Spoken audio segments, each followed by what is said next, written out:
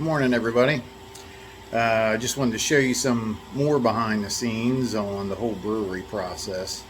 I just got finished loading up about 200 pounds into a 3-barrel batch. We're doing another Saison. We'll flavor it, hopefully with a fall flavor, more in line with pomegranate or anything else my wife can come up with. It's not, I think we've done peach the past couple times that we've done this particular Saison.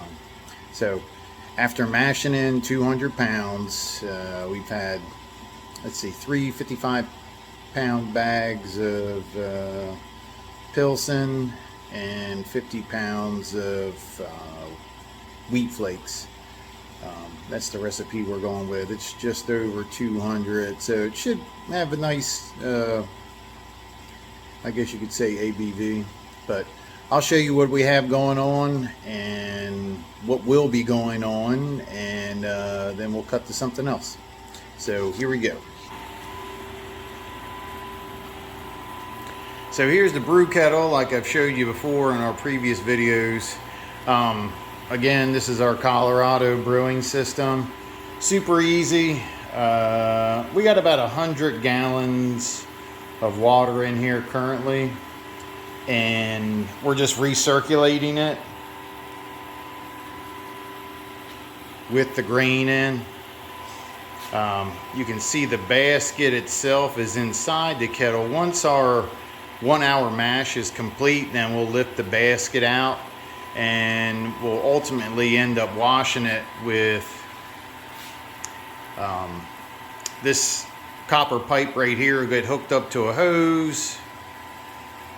The hose will get tri-clamped here, and then we'll sparge or spray about another 35 gallons of water through this basket of grain to get our full amount.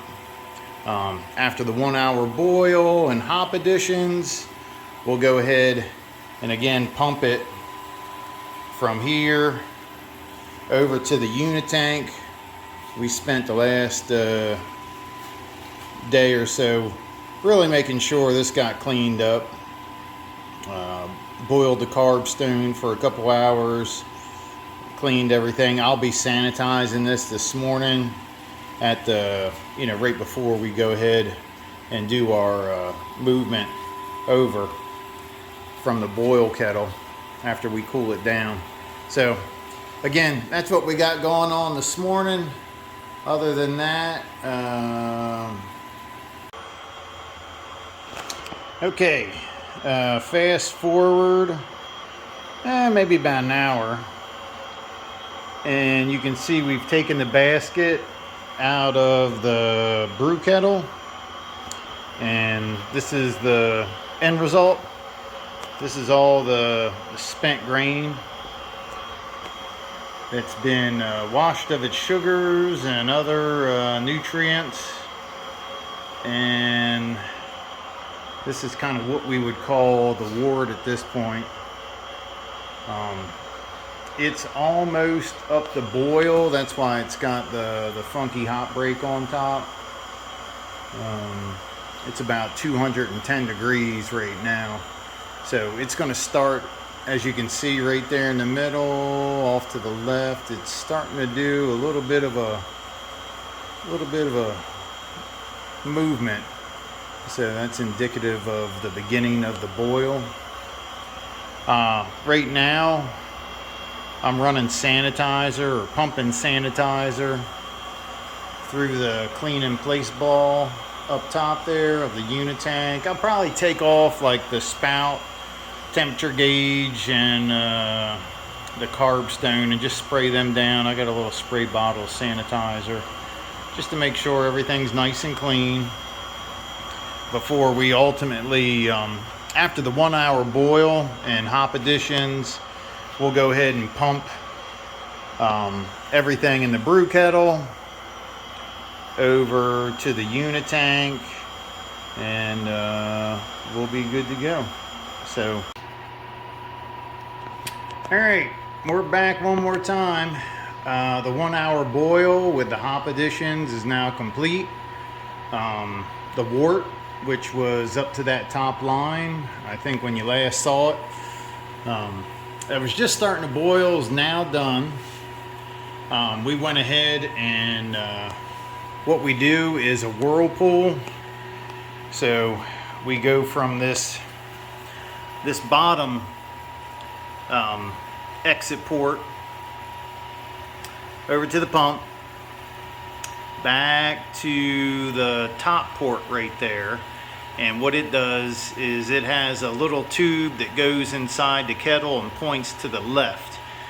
So we'll run that maybe at half speed for about 15 or 20 minutes. And what that does is it takes a lot of the junk, like this stuff that's floating that sometimes ends up submerged. It kind of puts it in a pile in the middle of the kettle, which makes it easy. So we're just getting the wort, or what is going to be future beer, coming out of this port, which is kind of right underneath the kettle there. So right now, after the whirlpool, we're running it through the pump. Pump goes to a chiller. This is actually a cross chiller. The appropriate name escapes me right now, but we have cold water that's kind of going past in a different channel the hot wort or future beer, and it actually chills it down. It's pretty cool how the whole process works.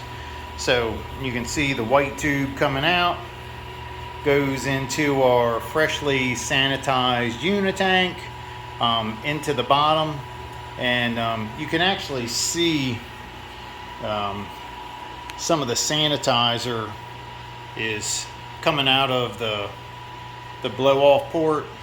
And I left the other clean in place ball up top. It's coming out of there as well. You can see it kind of spouting a little bit.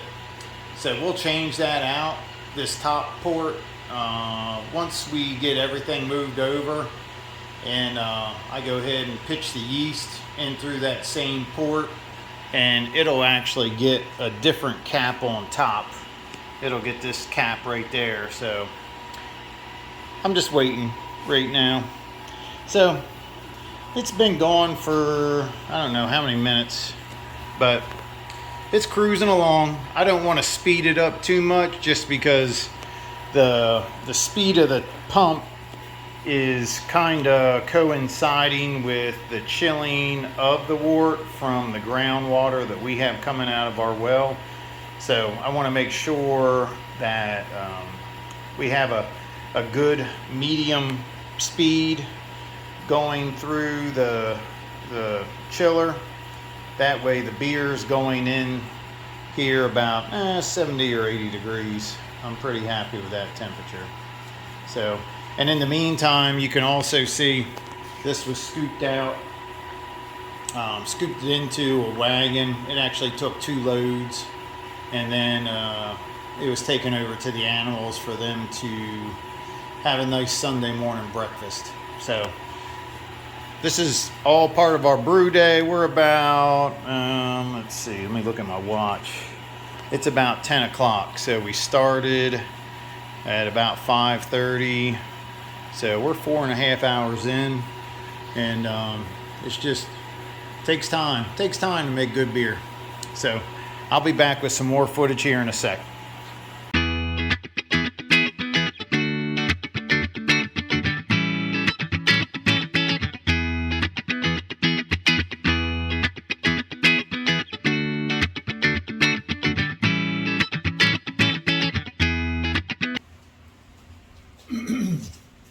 I'll try to show what I'm doing over here with the chiller.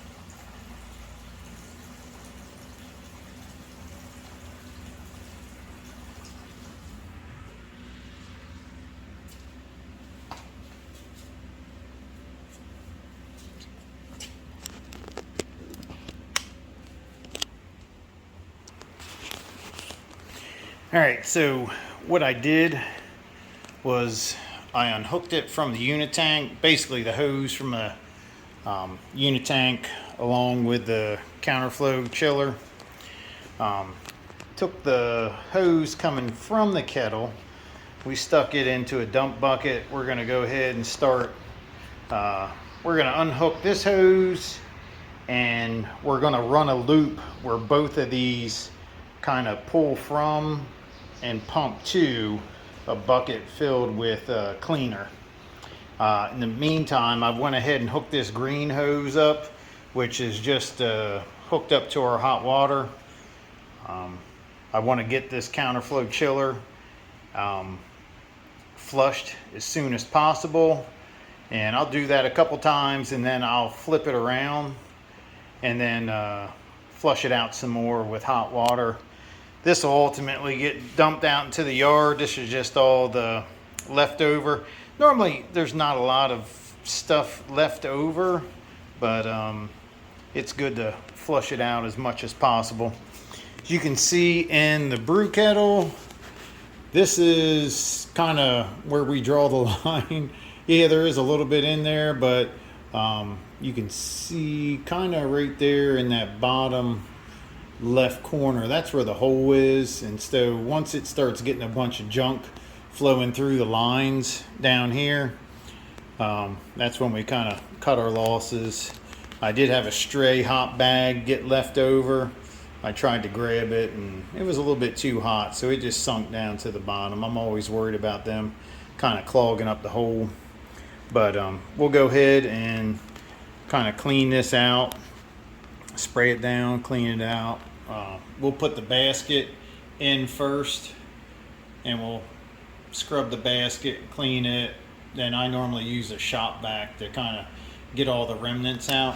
Just in case I didn't show you previously, we use a hoist system, and that's how we move the basket back and forth, drop it down. I'll pick this up using that little yellow controller, stick it in here once we get the counterflow chiller clean. So I'll use that same green hose and start spraying down the basket. Once it gets cleaned, it'll get pulled back out again, and then I'll work on the kettle itself.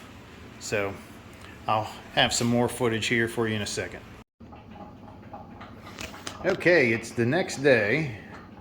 You can see we got the kettle all cleaned up. Everything's good to go. Empty and clean. The hot bags that we used yesterday are all cleaned out and hung up to dry.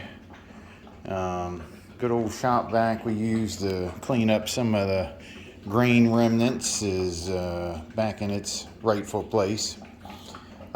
Really wanted to show you the unit tank's filled up now. It's been not quite 24 hours, but you can kind of see and hear the fermentation process in real time. So it's really going at it. Probably not as much as any other batch is going, but this actually started up rather quickly with a Saison. I think it had started up within at least 4 hours, so that's pretty quick. Normally it takes a little bit longer, but Mondays are definitely our favorite day, where we can come out and smell the fermentation process going on, see it, hear it, and it kind of lets us know that mostly everything worked out on the brew day.